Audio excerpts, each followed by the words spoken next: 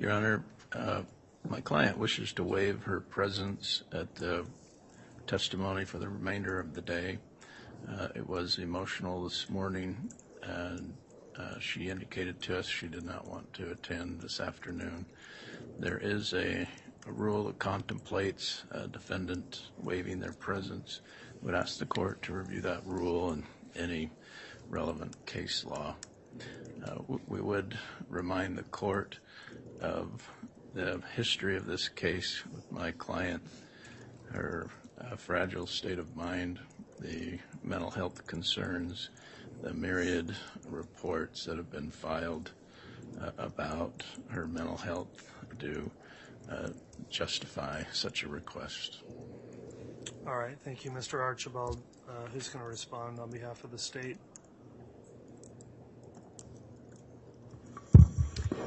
Thank you, Your Honor.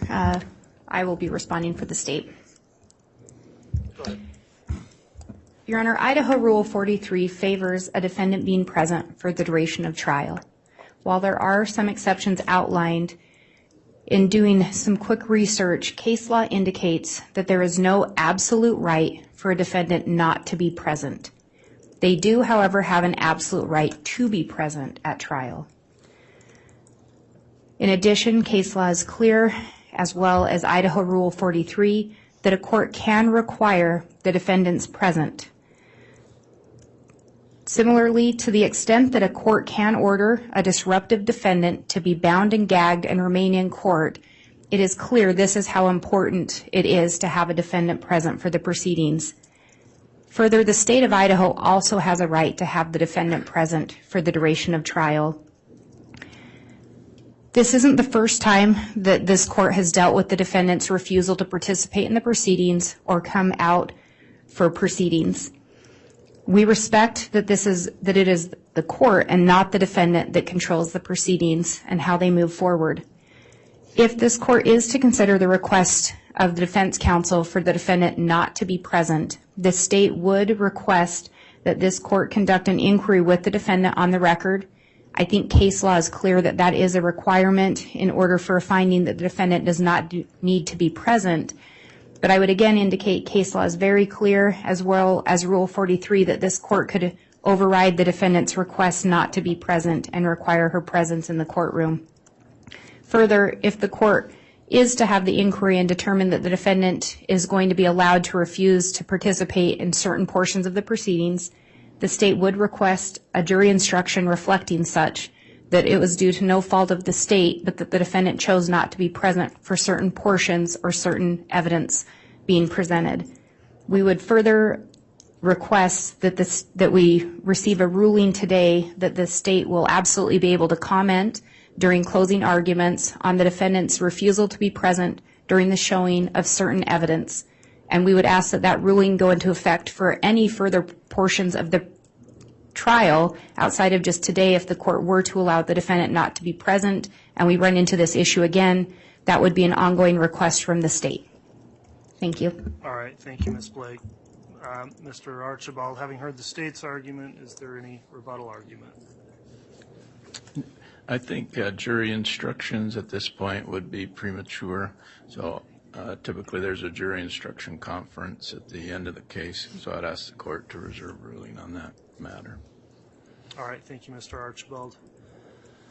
All right, well, this issue came up over the lunch hour. I've spent some time with my staff attorney also researching the issue. I've heard argument from counsel, and I appreciate you taking the time to quickly research that issue.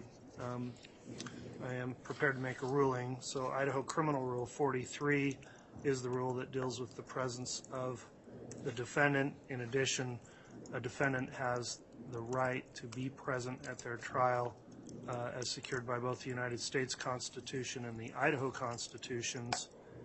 And there is some authority out there about a voluntary or involuntary absence after trial started. So walking through the rule, presence is required under 43A subsection 3 at every stage of the trial, including the impaneling of the jury and the return of the verdict. And then there's a set of presence not required list under 43B, which don't apply here. And then Part C is waiving continued presence. So the rule does have some contemplation about presence being waived. And that states, in general, a defendant who was initially present at trial or other proceedings waives the right to be present under the following circumstances. The first circumstance, Part A, when the defendant is voluntarily absent after the trial has begun, regardless of whether the court informed the defendant of an obligation to remain during trial. The rule goes on to talk about the waiver's effect under Part C2. If the defendant waives the right to be present, the proceeding may continue to completion, including the verdict's return and sentencing during the defendant's absence. There's one case in Idaho, fairly recent, from 2021, called State versus Crop, 168 Idaho 948, and that goes through an analysis of the defendant's presence. It states that the right to be present at trial is secured by both the United States Constitution and the Idaho Constitution. Like other constitutional rights, the right to be present can be waived.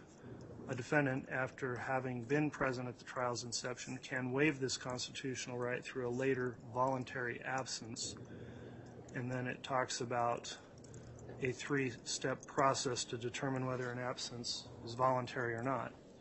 Most of the cases on this issue deal with people who were there for part of their trial and then just failed to show up maybe for the second, third day of trial or something, and what kind of finding would constitute that to be a voluntary absence if the state continues to proceed forward with the case in the absence of the defendant. There's not really any controlling law I've seen in Idaho on what the authority of the court is to override a request for a defendant to be voluntarily absent. But interestingly, as has been mentioned and argued by the state, the rule under waiving continued presence under Rule 43C1B talks about the authority a court would have to have a disruptive defendant continue to be present during trial, even if ordered by a court to, quote, bind and gag the defendant. So I think the rule contemplates that absences may occur. I think that provision of the rule also clearly indicates that the court does have the authority to order the appearance of the defendant in facing trial and proceedings, and the right of the parties to have the defendant present, including the defendant's own constitutional rights. And having considered the authority and not finding any cited case law to the contrary, I do think this court has the authority to override that request of the defendant to voluntarily excuse herself from certain portions of the trial and not others, where she's been here for the first day and a half of trial. And I do find that within the court's authority to conduct this trial, her presence can and should be required in order to ensure her due process rights and also to ensure a fair trial on behalf of the state. So with that having been considered, I have carefully considered the request of the defendant in this case, who is here present, and I am denying her request to excuse herself from this section of the proceedings that are occurring in the evidence presented by the state's case in chief. So that will be the court's ruling on that. I'll prepare a order to that effect, which will be entered into this case, and we will move forward with additional evidence to be presented in the defendant's presence.